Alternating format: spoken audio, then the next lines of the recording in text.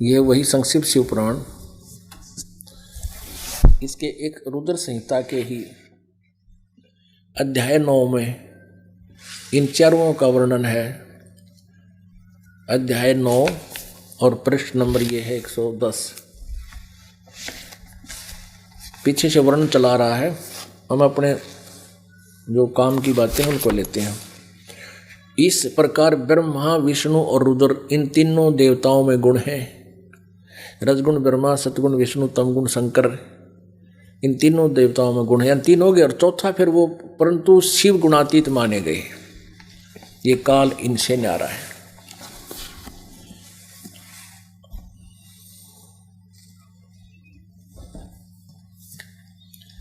अपने आत्माओं,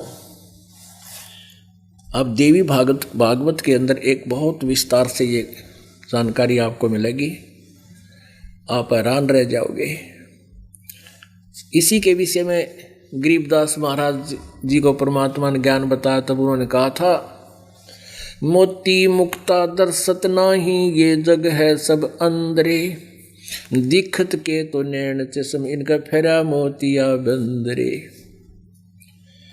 ये विद्वान दिखे थे, महर्षि मंडलेश्वर कमावे थे, संस्कृत धारावाहिक बोला करते थे, आम जनसाधारण बड़ा प्रभावित होता था। विकासी विद्यापीठ पढ़ के आया है ब्राह्मण, सारी दुनिया उसका पीछे लग जाया करती थी, खूब उसने दक्षिणा देती थी, और जो भी वो सट्टे मारता वह सारे सच्चे मान लेते थे। अब आपको परमात्मा ने कहा है कि इस यथार्थ ज्ञान से ये कोई भी परिचित नहीं है, जैसा कल भी आपको दिखा था। लेकिन अब हम आपको सृष्टि रचना का विषय सुना रहे हैं, और सृष्टि रचना जब तक आपको समझ में नहीं आएगी, आप कुछ भी भक्ति मार्ग का किसी सदग्रंथ को नहीं समझ सकते, उसके बारे में कह भी नहीं जान सकते आप जी। तो इसलिए दास आपको सृष्टि रचना से पूरी तरह रंगना चाहता है। ये देखिएगा, श्रीमद् देवी भागवत, श्रीमद् देवी भागवत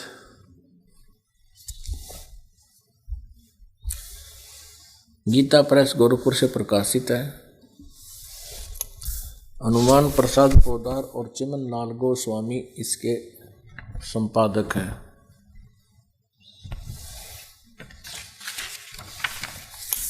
गीता प्रेस गोरखपुर से ये प्रकाशित है। 113 पृष्ठ से तीसरा सकंद,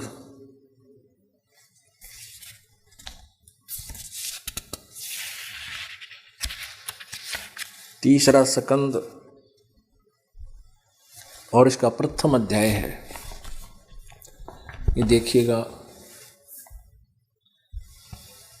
जन्मे जय ने पूछा भगवन, आपने अंबा यज्ञ अर्थात परम पवित्र नवरात्र व्रत के करके उसके द्वारा देवी के आराधन करने की आज्ञा दी है।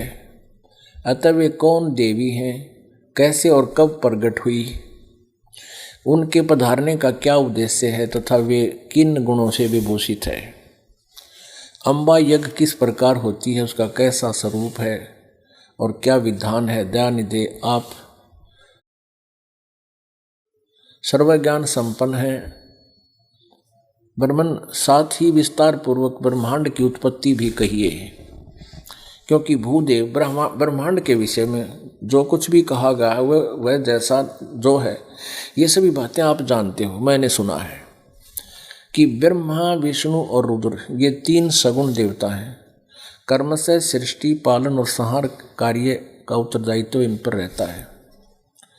पाराशर नंदन व्यास जी, अब मैं इनके संबंध में विस्तार पूर्वक सुनना चाहता हूँ, आप बतलाने की कृपा कीजिए। व्यास जी कहते हैं, राजन आपकी बुद्धि बड़ी विशाल है। अभी तुमने जो प्रश्न पूछा कि ब्रह्मा आदि यानी ब्रह्मा, विष्णु समेत महेश को ब्रह्मादिक बोलते हैं, ब्रह्मा आदि की उत्पत्ति कैसे हुई, सो वह महान कठिन विषय है। उसमें अनेक प्रश्न उठ जाते हैं। यही प्रश्न पूर्व समय में मैंने नारद जी से किया था। मैंने कहा, मुने आप बुद्धिमान हैं, मुझे यह बताने की कृपा कीजिए कि इस विस्तृत ब्रह्मांड के प्रधानकर्ता कौन है। मुनिवर, यह ब्रह्मांड कहाँ से उत्पन्न हो गया। द्विजवर, साथ ही यह भी बताइए कि यह ब्रह्मांड विनाशशील है अथवा सदा रहने वाला। इसकी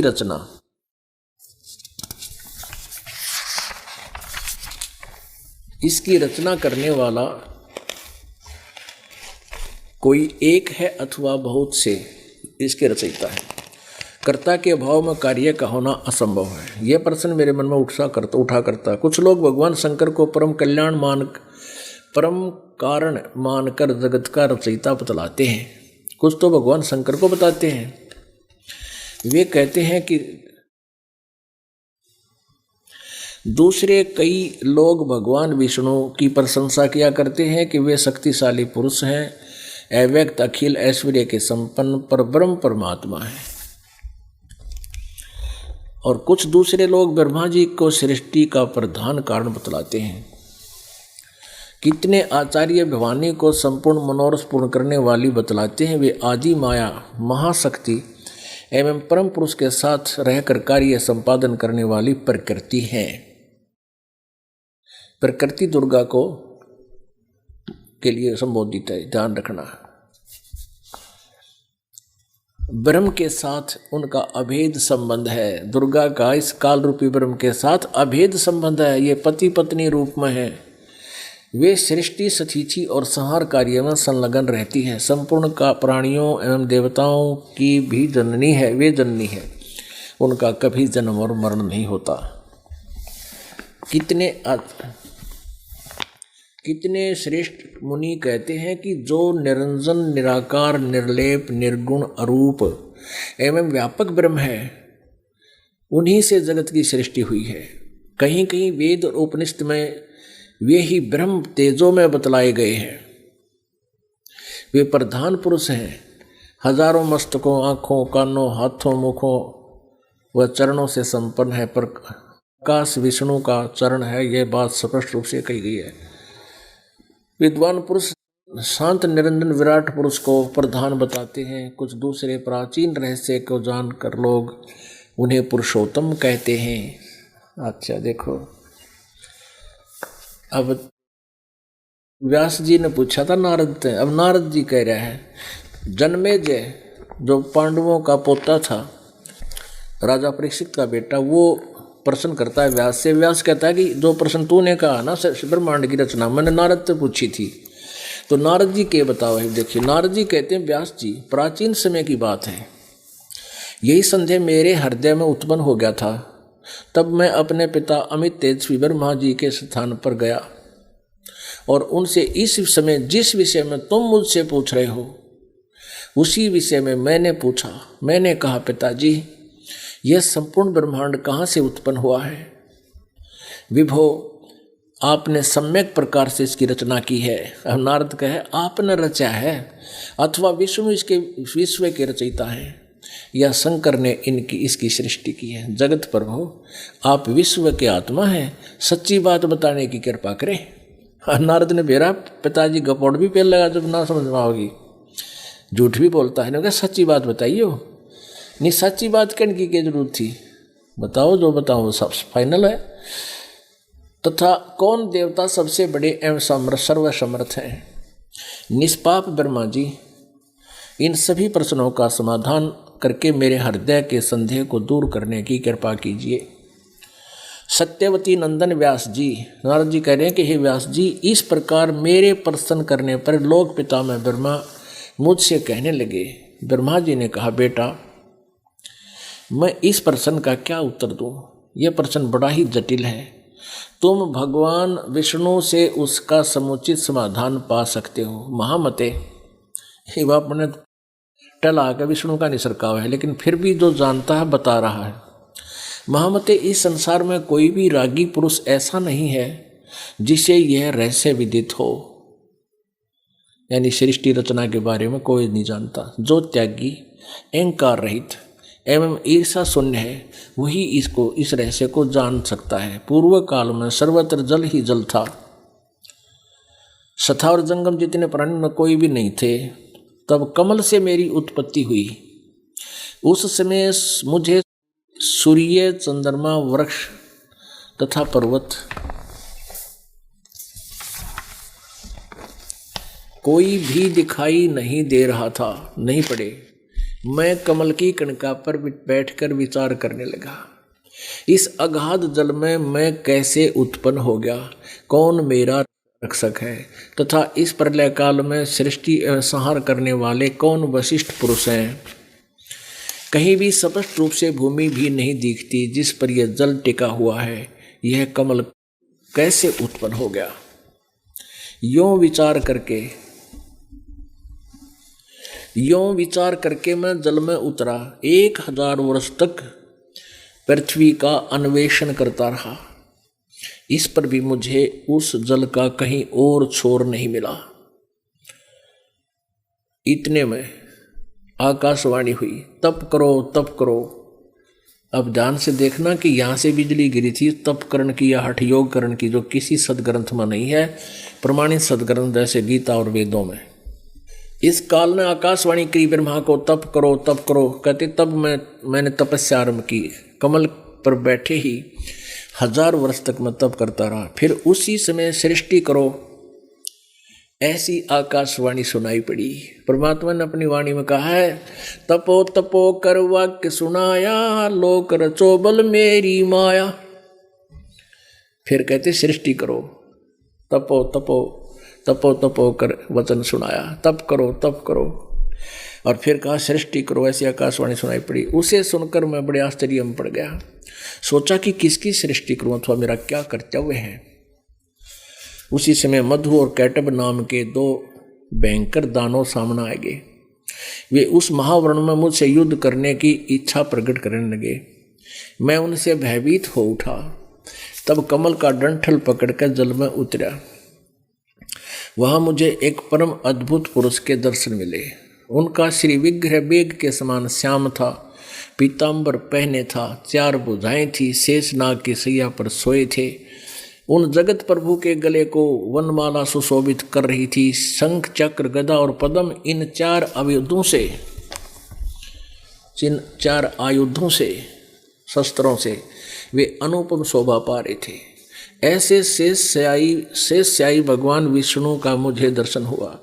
वे योग निद्रा के वशीभूत होकर गाढ़ी नींद में सोए पड़े थे। वास्तव में क्या है कि बेहोश कर रखा था काल ने। दुर्गा इसमें भूतनी की तरह प्रवेश करके अन्य रूप बना के इसको अचेत किए हुए थी, जैसे प्रेत आत्माएं अन्य को अचेत कर देते हैं किसी में प्रवेश करके।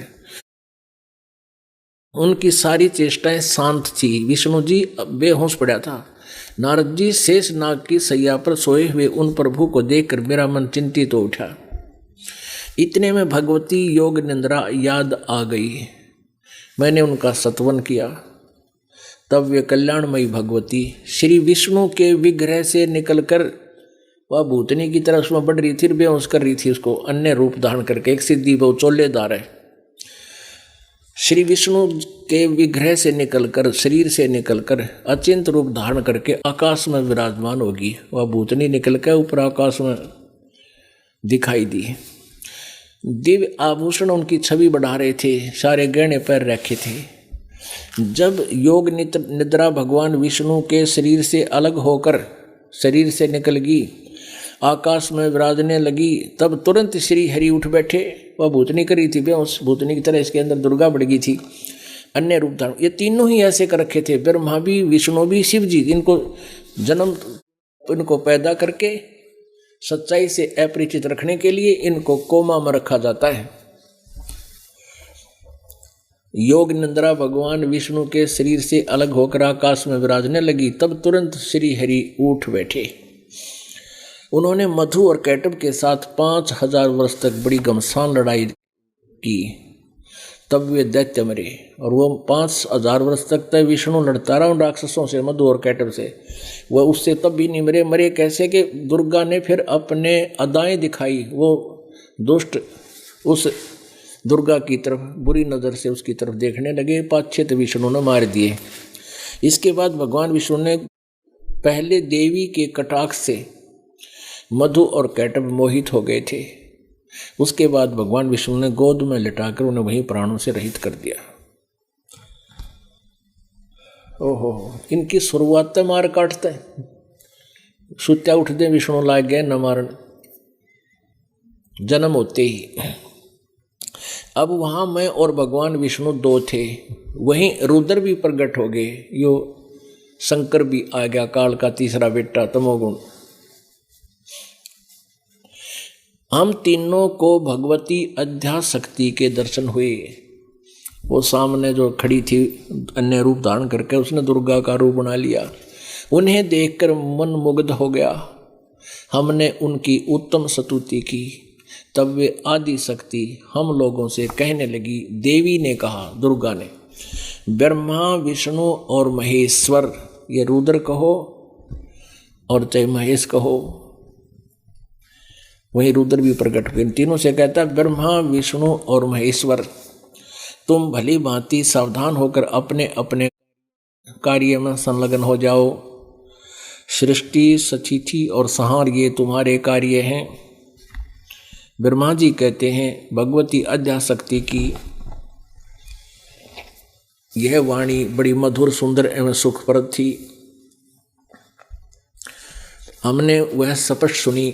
हम लोगों ने कहा, माता, हम किस प्रकार इन प्रजाओं के सर्जन आदि कार्य करने में सफल हों। विस्तृत भूमि का अभाव है, सभी स्थान जलमग्न हैं। हमारी बात सुनकर उन कल्याण स्वरूपिणी भगवती का मुखमंडल मुस्कान से भर गया। इतने में, ये काल का दोनों का मिला जुला जाल है। इतने में एक सुंदर विमान आकाश से उतर आया। तब उन देवी ने हमें आज्ञा दी, देवताओं, निर्भीक होकर इच्छापूर्वक इस विमान में प्रवेश कर जाओ। ब्रह्मा विष्णु और रुद्र, आज मैं तुम्हें एक अद्भुत दृश्य दिखलाती हूँ। हमने भगवती की बात सुनकर उसे शिरोधार्य कर लिया। रतन जड़ित विमान पर चढ़कर हम लोग आराम से बैठ गए। हम तीनों देवताओं को उस पर बैठे देखकर देवी ने अपने सामर्थ्य से विमान को आकाश में उड़ा दिया। अपने आत्माओं थोड़ा सा मौखिक सुनाऊंगा, तब ये देवी पुराण आपका बहुत अच्छा आसानी से समझ में आओगी।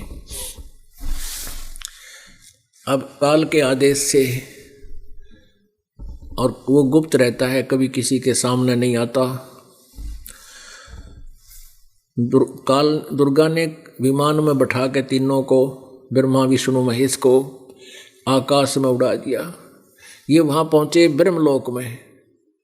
ब्रह्मलोक के अंदर आपको चित्र में दिखा, ब्रह्मांड का एक चित्र में। अब थोड़ा सा फिर दिखाते हैं। एक ब्रह्मांड का लघु चित्र, ये है एक ब्रह्मांड। ये है ब्रह्मलोक, जहां से, ये है ब्रह्मलोक। और इस काल ने इस ब्रह्मलोक में एक महाइंद्र का द्वीप भी बना रखा है। ये है महाइंद्र का द्वीप है। ये है एक ब्रह्मांड का लघु चित्र। एक ब्रह्मांड का लघु चित्र, ये सारा पूरा ब्रह्मांड है। इसमें यहाँ ये पूरा समुद्र है, चारों तरफ मीठा समुद्र है। ये यहाँ पर सारा, ये जितना ये नीला नीला सा दिखाई दे, सारा समुद्र है। और इस समुद्र में ब्रह्मा विष्णु और महेश को इस किनारे पर एक साइड में मीठे जल का समुद्र है। यहाँ इनको तीनों को रखा हुआ था। विष्णु शिव जी को कैलाश पर्वत पर बेहोश रखा था, और विष्णु जी को शेष सैया पर लेटा दिया, और उसकी नाभि से कमल बना दिया। अपनी शक्ति थे उसको ऊपर ब्रह्मा लौटा दिया। तो ये सबसे पहले ये यहाँ आए इस महाइंद्र के द्वीप में। इसे आगे रास्ता बंद कर रखा है इसने। ये वापस फिर इससे वापस निकल कर ये कहाँ गए? इनका विमान इस रास्ते से यहाँ पहुँच गया सबसे ऊपर। इस ब्रह्मांड के शिखर सुन में धर्म अन्यायी, जिन शक्ति डायण मैल पठाई। अब ये शिखर सुन में, शिखर माने चोटी पर, सबसे ऊपरले स्थान पर ये काल बैठा है। और इसने यहाँ 3 स्थान बना रखे, एक रजोगुण प्रधान नक्षत्र, एक सतोगुण प्रधान नक्षत्र, एक तमोगुण प्रधान नक्षत्र। जब यही यहाँ अन्य रूप धारण करके रहता है, दुर्गा को अपने साथ रखता है, दुर्गा को जैसे ब्रह्मा रूप में होता है तो सावित्री रूप दुर्गा का बना लेता है, और ये इस रजोगुण प्रधान क्षेत्र में रहते हैं। इनके संयोग से जो पुत्र उत्पन्न होता है वो रजोगुण हो जाता है, और ब्रह्मा इस रूप का स्वरूप का ही वो ऐसा ही स्वरूप का हो जाता है, पिता से मिलती जुलती शकल बन जाती है। फिर ये सतोगुण प्रधान क्षेत्र में रहते हैं, दुर्गा लक्ष्मी रूप में, काल विष्णु रूप में। इन दोनों के संयोग से जो पुत्र उत्पन्न होता है वो सतोगुण प्रधान हो जाता है, अपने आप सतोगुण युक्त हो जाता है। और फिर तीसरा तमोगुण प्रधान क्षेत्र है, इसमें ये काल शिव रूप धारण कर लेता है और दुर्गा को पार्वती रूप में रखता है। इन दोनों के संयोग से यहाँ जो पुत्र होता है वो ऑटोमेटिकली तमोगुणी हो जाता है। जैसे तो फिर ये क्या यहाँ से आए, इन पहले ब्रह्मा का लोक देखा, ओहो यहाँ गया विमान, दूर से दिखाया कि वो एक ब्रह्मा बैठा है और सावित्री उसके पास बैठी, एक ब्रह्मा देखा, फिर विष्णु देखा, लक्ष्मी भी देखी, फिर शिव देखा है। तो ऐसे ये सारी कहानी ये अब आप समझ में आओगे इनके। और ये दुर्गा का लोक अलग है, ये इस क्षेत्र में ये किसी को नहीं प्रवेश करने देता, केवल दुर्गा को ही अपने साथ रख लेता है, बाकी इसको इधर से वापस छोड़ देता है। अब बताते हैं, आप कैसे समझ में आओगी सारी कहानी। अब आप जी को ये क्या करते हैं कि वहाँ से जैसे ये विमान उनका उड़ कर चला, इंद्र एक और इंद्र देखा ऊपर, उसके बाद फिर आगे को चला तो एक ब्रह्मा देखा है। ब्रह्मा को देखकर शंकर और विष्णु जी पूछने लगे, ब्रह्मा जी ये दूसरा ब्रह्मा कौन है? ब्रह्मा जी कहता मन तो पता नहीं ये कौन है। अब इसको पढ़ेंगे तो ज़्यादा आनंद आएगा। देखिएगा, ये श्रीमद् देवी भागवत आपको दिखा रहे हैं, तीसरा स्कंद चल रहा है। ये तीसरा स्कंद हम पढ़ते पढ़ते व्यास जी बता रहे हैं, नारद जी बता रहे हैं व्यास को, अपने पिता ब्रह्मा जी अब आगे बता रहे हैं। तो ब्रह्मा जी बता रहे हैं हम तीनों देवताओं को उस पर विमान पर बैठे देखकर देवी ने अपने सामर्थ्य से विमान को आकाश में उड़ा दिया। ब्रह्मा जी कहते हैं मन के समान तीव्र गति से चलने वाला वह विमान जिस अपरिचित स्थान पर गया, वहाँ संपूर्ण फलों से लदे हुए अनेक वृक्ष थे।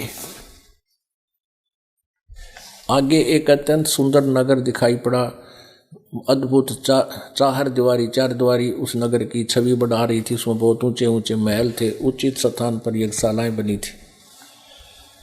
अक्षर भर में के बाद वह एक दूसरे सुंदर प्रदेश में जा पहुंचा। वहाँ हमने देखा अनुपम नंदन वन था, पारिजात की घनी छाया के बीच सुरभि गौ बैठी थी।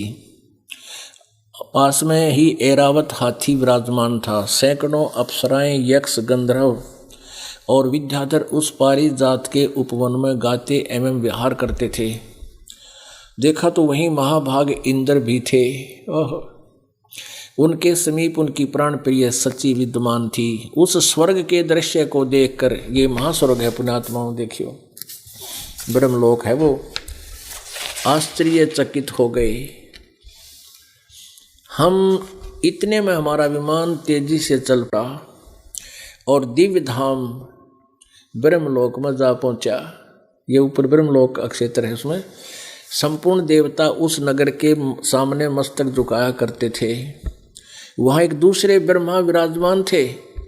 उन्हें देखकर भगवान शंकर और विष्णु को बड़ा आश्चर्य हुआ। सभा लगी थी। भगवान शंकर और विष्णु ने मुझसे पूछा, चतुरानन ये अविनाशी ब्रह्मा कौन है? मैंने उत्तर दिया, मुझे कुछ पता नहीं, सृष्टि के अधिष्ठाता ये कौन है? भगवान मैं कौन हूँ? ये कौन है और हमारा क्या उद्देश्य है? इस उलझन में मेरा मन चक्कर काट रहा है। इतने में मन के समान तीव्रगामी विमान तुरंत वहाँ से चल पड़ा और कैलाश के सुर में शिखर पर जा पहुँचा। आगे काल वहाँ विमान के पहुँचते ही एक भव्य भवन से त्रिनेत्रधारी भगवान शंकर निकले, युग काल निकला।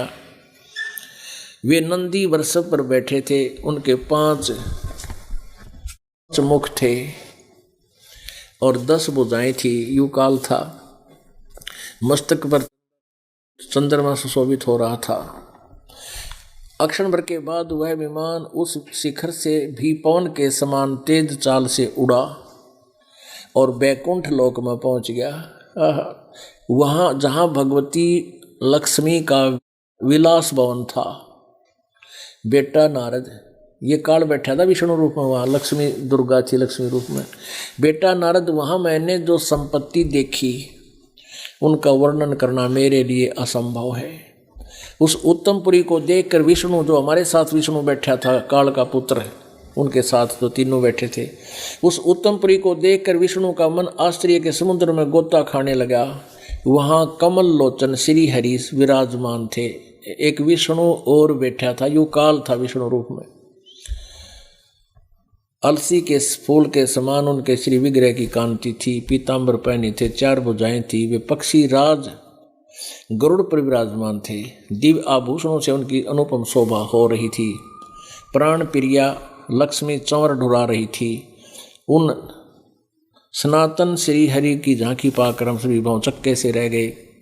एक दूसरे को देखते हुए हम विमान में एक उत्तम आसन पर बैठे रहे। इतने में वही पवन से बातें करता हुआ वह विमान तुरंत उड़ा। आगे अमृत के समान मीठे जल वाला समुद्र मिला। उसका जल बड़ा ही मधुर था। अब उस समुद्र में क्या क्या था? वहीं एक मनोहर द्वीप था। आप अपने मतलब की लेंगे जड़ी बूटियाँ। उस द्वीप में एक मंगल में मनोहर पलंग बिछा था। उस पलंग में सुंदर रत्न जड़े थे। उस उत्तम पलंग पर एक दिव्य रमणी बैठी थी, सुंदर औरत। वे ऐसी प्रभापूर्ण देवी थी मानो करोड़ों बिजलियां एक साथ चमक रही हों। अत्यंत सुंदर मुख था, लाल लाल दांत थे। करोड़ों लक्ष्मियों से भी अधिक वह सुंदर थी।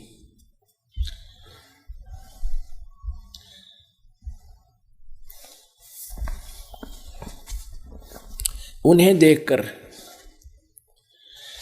देखकर हम सभी महान आश्चर्य में पड़ गए।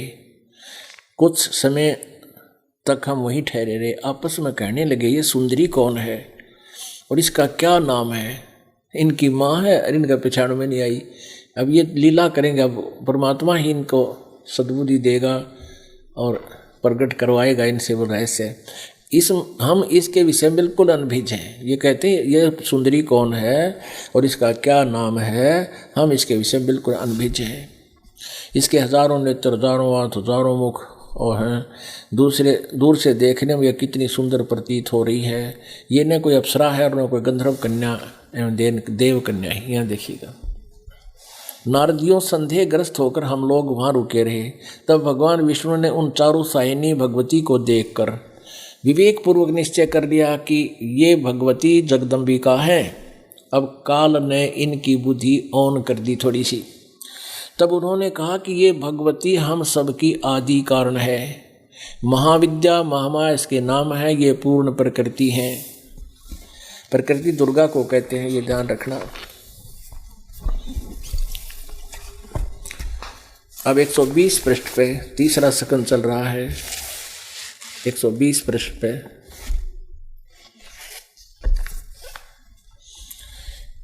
ये वे ही दिवांगना है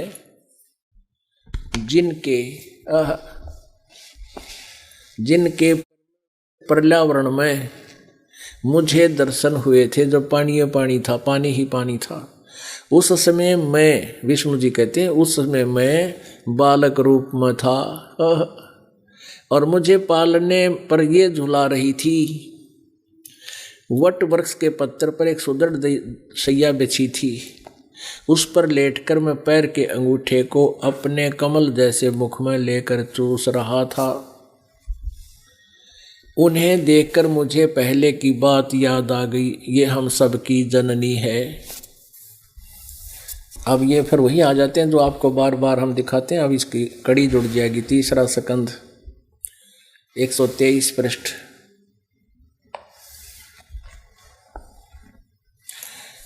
विष्णु जी अपनी माँ दुर्गा की स्तुति कर रहे हैं। तुम शुद्ध स्वरूपा हो, ये सारा संसार तुम ही से उद्भासित हो रहा है। मैं ब्रह्मा और शंकर हम सभी तुम्हारी कृपा से विद्यमान हैं। हमारा आविर्भाव माने जन्म, तिरोभाव माने मृत्यु हुआ करता है। हमारा तो जन्म मृत्यु होता है, हम अविनाशी नहीं, हम तो नाशवान हैं। केवल तुम ही नित्य हो, जगत जननी हो, प्रकृति और सनातनी देवी हो। भगवान शंकर बोले, देवी यदि महाभाग विष्णु तुम ही से प्रकट हुए हैं तो उनके बाद उत्पन्न होने वाले ब्रह्मा भी तुम्हारे ही बालक हुए। फिर मैं तमोगुणी लीला करने वाला शंकर क्या तुम्हारी संतान नहीं हुआ? अर्थात मुझे भी उत्पन्न करने वाली तुम ही हो शिवे। संपूर्ण संसार की सृष्टि करने में तुम बड़ी चतुर हो। इस संसार की सृष्टि, स्थिति और संहार में तुम्हारे गुण सदा समर्थ हैं। उन्हीं तीनों गुणों से उत्पन्न हम, रजगुण ब्रह्मा, सतगुण विष्णु, तमगुण शिव जी, हम ब्रह्मा विष्णु एवं शंकर नियमा अनुसार कार्य में तत्पर रहते हैं। अब देखिएगा तीसरा स्कंद और 5वां अध्याय इसी देवी पुराण का। अब ब्रह्मा ने पूछा दुर्गा से, ये 125 पृष्ठ पे है।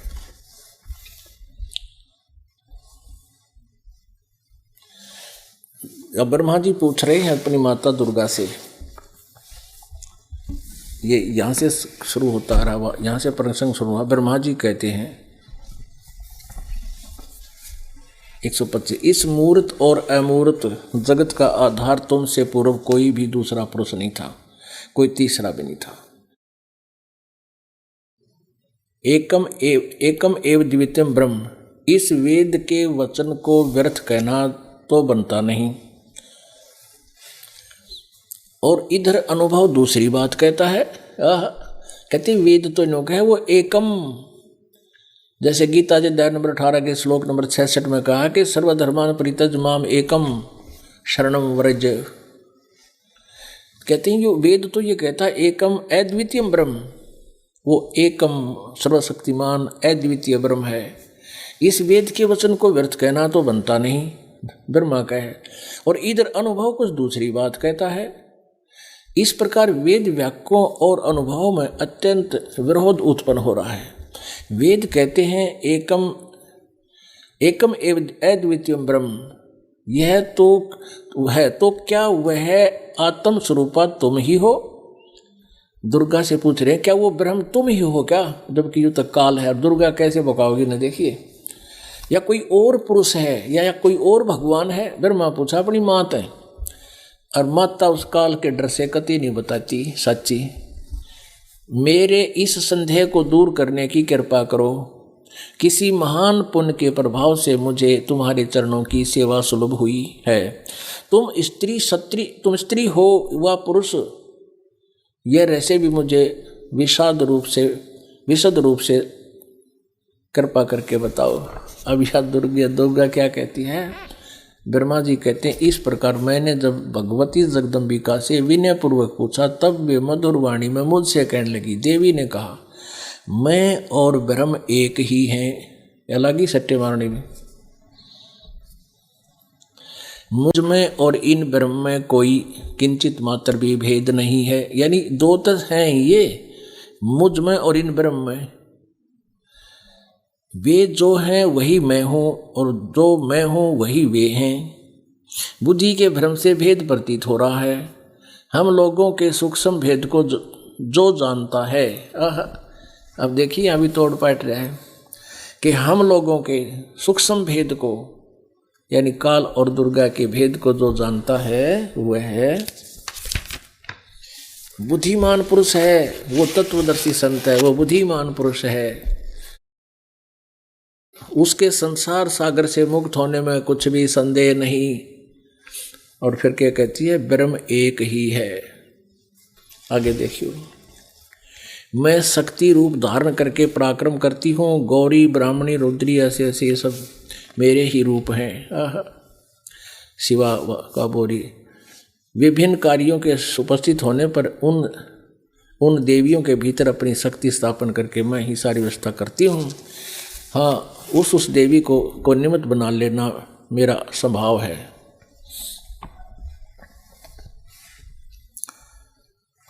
फिर इनका ब्याह करे है। ब्रह्मा जी, दुर्गा कह रही है इस शक्ति को तुम अपनी स्त्री बनाओ। यह अनुपम सुंदरी है, इसका मुख सदा मुस्कान से भरा रहता है। माँ सरस्वती नाम से विख्यात इस श्रेष्ठ देवी में सभी रजोगुण विद्यमान हैं। इसका दिव्य शरीर स्वच्छ वस्त्रों से सुशोभित है। यह सुंदरी अब सदा तुम्हारी स्त्री होकर रहेगी। यह प्रेसी भार्या को भी मेरी ही विभूति समझकर आदर की दृष्टि से देखना।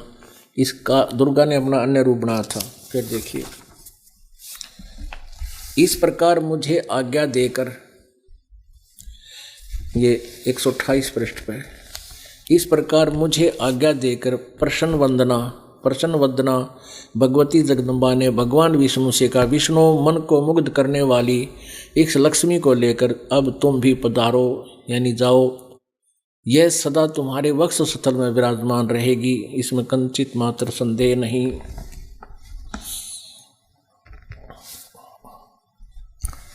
अब देवी ने कहा, ये 128 पर देवी ने कहा, शंकर मन को मुग्ध करने वाली यह महाकाली गौरी नाम से विख्यात है, तुम इसको स्त्री रूप में स्वीकार करो। अब देखना 129 पृष्ठ पर यह फिर स्पष्ट करे है, क्योंकि कहते हैं चोर चोरावे तुमड़ी गाड्डे पानी में, वह गाड्डे वह ऊपर आओ, सच्चाई छानी ना। तीसरा स्कंद देवी भागवत, संक्षिप्त देवी भागवत तीसरा स्कंद, यहाँ देखना। यों सृष्टि का क्रम मैंने संक्षेप में तुम्हें बतला दिया। दुर्गा कह रही है, महानुभाव देवताओं, अब मेरा कार्य सिद्ध करने के लिए विमान पर बैठकर तुम लोग शीघ्र पधारो, जाओ। कहाँ जाओ? कि वहाँ पैदा करो, रोक के रखो और मारो, काल के लिए भेजो।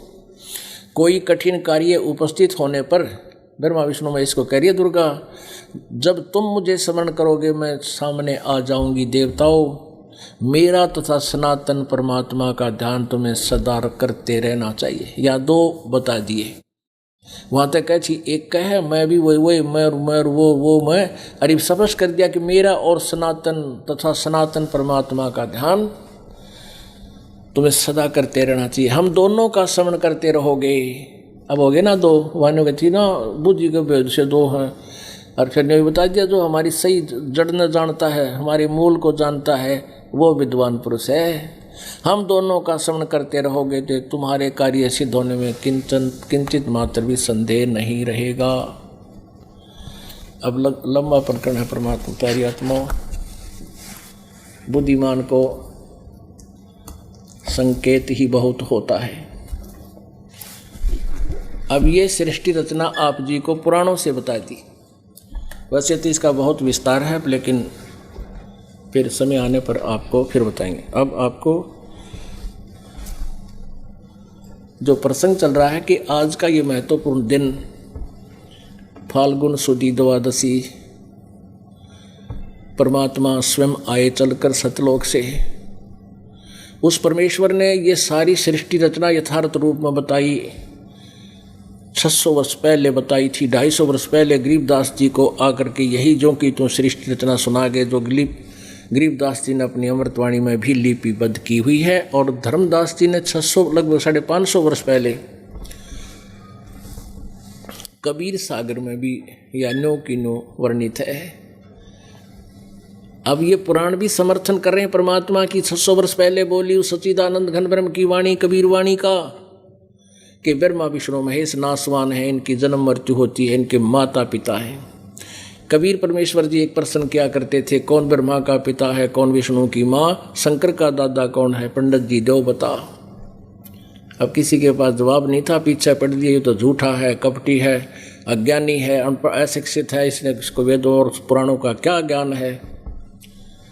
परमात्मा क्या करते, डट जाओ, तुमने देखूं तगा आन दो समय। वह उस समय तो परमात्मा अगर ये वाणी ना बोल कर जाते, आज दास आपको कैसे पहचान करवाता कबीर इज गॉड। आज सत्य सिद्ध होगा कि भगवान कबीर भगवान है जिन्हें सारे वेद और सदग्रंथों का पहले ज्ञान था। सदग्रंथों में तो बल्कि कटमा बात लिख रखी है, भगवान ने अपनी सूक्ष्म वाणी में तक कति कंटिन्यूसली सृष्टि रचना सब विस्तार से बताई गई है। अब क्या कहा फिर कबीर परमात्मा गरीबदास जी को मिले तो क्या बताया, अवगत राम कबीर हैं चकवे अविनाशी, ब्रह्मा विष्णु बजीर हैं शिव करे खवासी।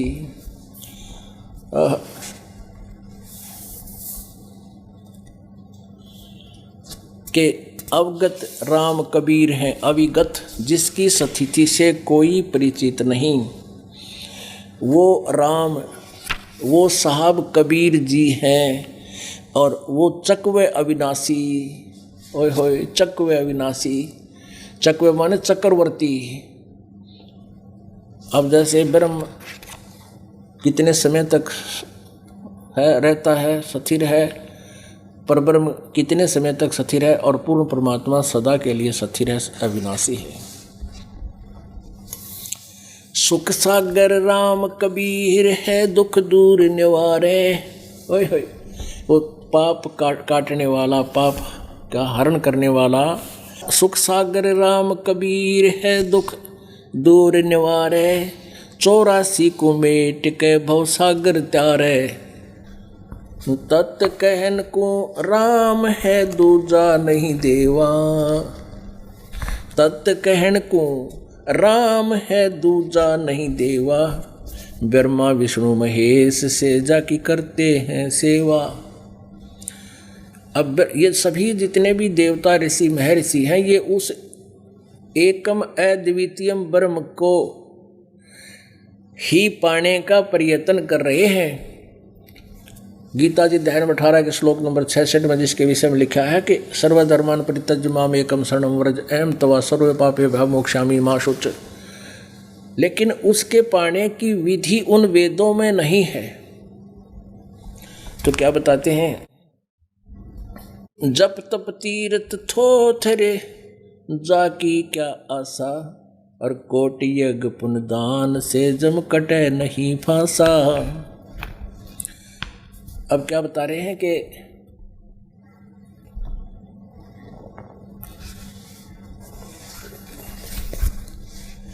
तीर्थ जप तप तीर्थ थोथरे, एक जप माने जाप करना, कौन से जाप का, एक सतनाम को छोड़कर अन्य मंत्रों का जाप करना।